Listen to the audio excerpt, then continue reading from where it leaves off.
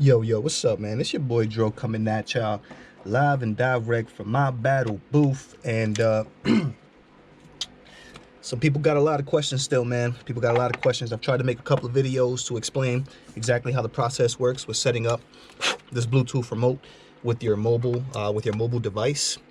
Unfortunately, a lot of you guys, for a lot of you guys with iPhones, and this remote is not compatible with every phone, every mobile phone. Unfortunately, you know, again, it's very unfortunate, but that's just the case. It's not compatible with every phone. So if you're having issues with it, most likely it's because it's not compatible. After trying to go through the process that I've gone through a couple of times. There's also a list. When you buy the remote, there should be a list that tells you what operating systems are compatible with the device. That way you don't waste your time buying one, not knowing if it's going to work or not. Fortunately, it worked for Android and my operating system. That's why it works. So here we go, right? The app that you're going to be using is going to be Shooting Plus V3. I already have Shooting Plus V3 downloaded on my device. It's called Shooting Plus V3. And that's what it looks like, the icon right there, right? So we're gonna open up the application, and this is what it looks like. So it looks like right there. It says device disconnected. Right now, that's the red sign. That's because the remote is off. It's not paired to the phone right now. So I'm gonna turn on the remote, right? And it's pairing up to my phone at the moment. It's pairing up because I already paired it before. If the remote is not paired with the phone, pair it before you do any of this, and you pair the phone with the device like you do any other Bluetooth device, like headphones or whatever.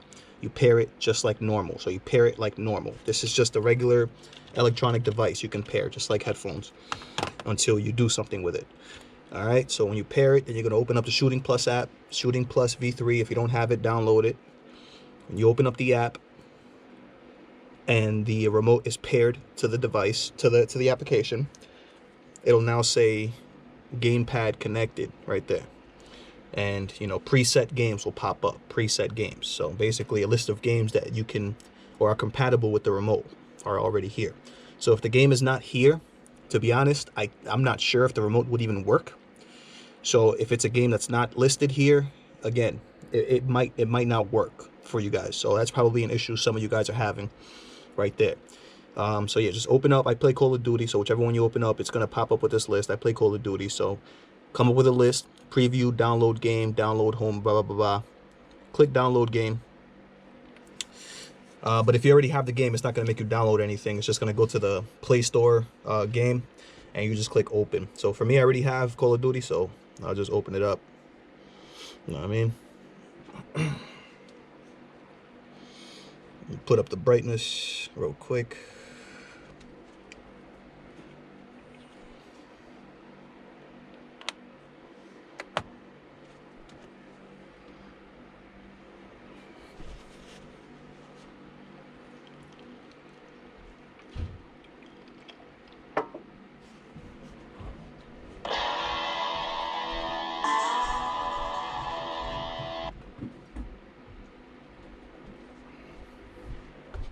All right, so the game is on.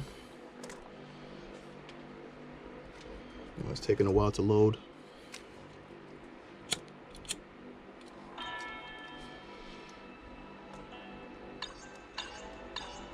All right, game is on.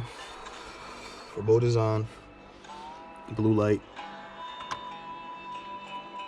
You're gonna go to the settings for Call of Duty and go to custom layout. Custom layout is where the buttons are laid out and you can move them when you're not using anything and you're just using your phone for wherever you want to tap on the screen. You go to this layout. Go to that layout.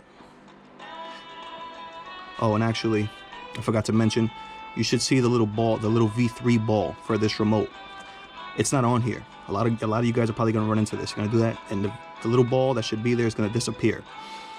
In order to get it back, though, all you would really need to do is just not necessarily fully exit out of Call of Duty, but just if you need to, you need to, but I just hit the side button where it lets me pick an application. I can close it if I want to, and it brought the ball back up.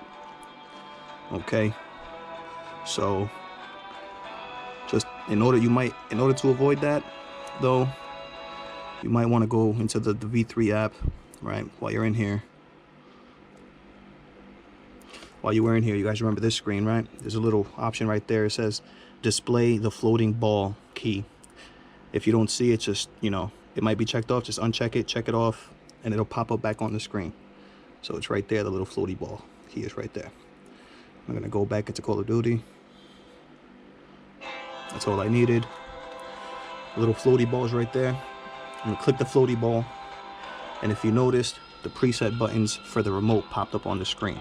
So if you look above every single icon, there's a button from the remote on top of it.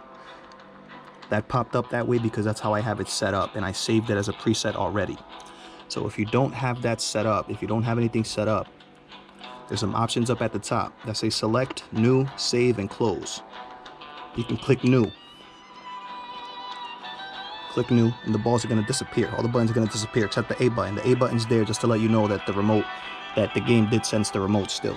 You know what I mean? So now what you're gonna do is you're gonna press all the buttons on the remote itself. A, B, Y, X, R3 joystick, press all of them, all right? Bumpers, triggers, press them all. And they're all gonna pop up right here on the screen. So they're all hovered above each other right here. I'll show you. Okay.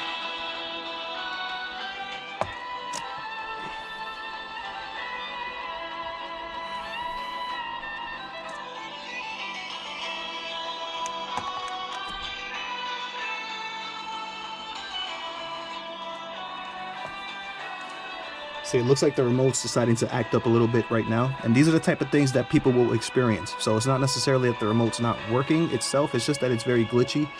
That you can't really depend on it 100% of the time. So right now, what I would really usually do is kind of just like reset, right? If it freezes or anything, just try and reset the layout. Yeah, so it's being very glitchy right now. But this is a very good situation because I want to demonstrate to you guys alternatives. So don't feel bad if your Bluetooth remote does not work for your phones. Don't feel bad. Do not feel bad because I'm about to show you guys something that you guys will probably find pretty cool. Hold on.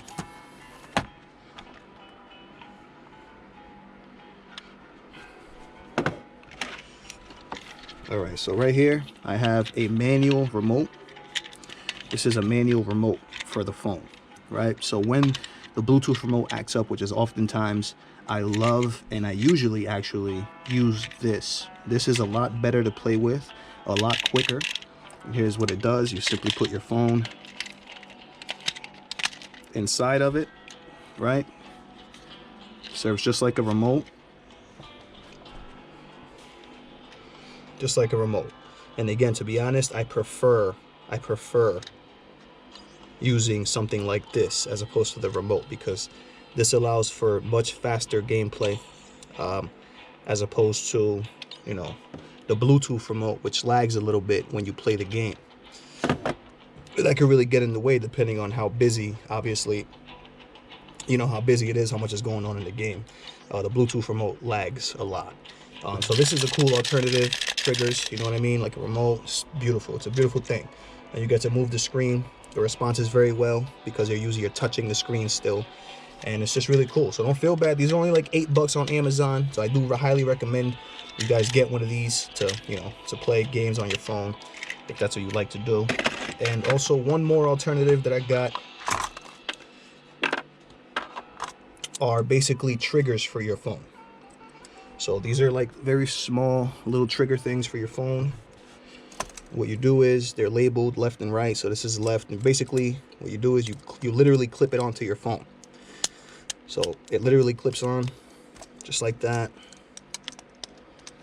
These are alternatives, guys. These are alternatives because the Bluetooth sucks, and hopefully it gets better one day. You know, they have a better mobile remote. But as for right now, this is also another alternative, right? So what we have here, guys, is the trigger buttons. That's what makes the entire difference, really, in the whole game. The shooting games are the trigger buttons. So this literally costs like $6-7, something like that, off of Amazon. This is really cool. So I really highly recommend these items, you know, to play with. as opposed to the Bluetooth. These are a waste of money. This is my second one, and it's still, you know, doesn't really work as well as I would expect a $30, $35 item to work, unfortunately. When it works, it's great, but it, you know, often doesn't. So I'd highly recommend the manual triggers. Those are really cool. The bumpers, or the manual remote, which is very comfortable to play with. This is very comfortable, very comfortable. Shaped exactly like a remote. And these are just the triggers, just really like, you know, just in addition, just for the triggers. You know, these are very cool. So yeah, man, if you guys have any questions as far as hooking up the Bluetooth remote, check out my previous video on hooking up the Bluetooth. I did hook it up, you know, the last couple videos perfectly fine. Again, it's a hit or miss with the remote, so just check it out there. But yeah, don't feel bad if it doesn't work for you guys, man. Just go with the alternatives. It's better anyway. All right, guys, have a good one now. Peace.